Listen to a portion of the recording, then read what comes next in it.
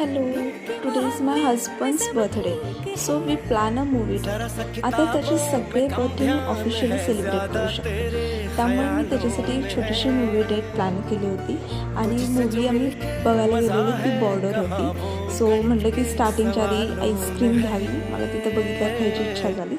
त्यानंतर आम्ही एंटर केलं थिएटरमध्ये, पण पूर्ण थिएटरमध्ये कोणीही आलेलं नव्हतं. आम्ही दोघंही सगळ्यात स्टार्टिंगला गेलो होतो, त्यामुळे म्हणलं की चला थोडी मस्ती करूयात. आम्ही गेलो, सगळ्यात वरची सीट बुक केली होती आणि मी इथे जाऊन निवांत बसले होते आणि मी विचार केला की मी घेतलेलं आईस्क्रीम खावं.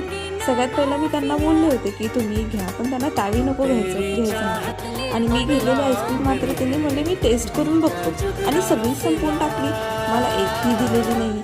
त्यानंतर मूवी चालू झाला आणि मग मूवी एन्जॉय करताना भूक तरी लागणारच ना, सो फूड ऑर्डर केला आणि पिझ्झा सँडविच खूप छान एन्जॉय केला.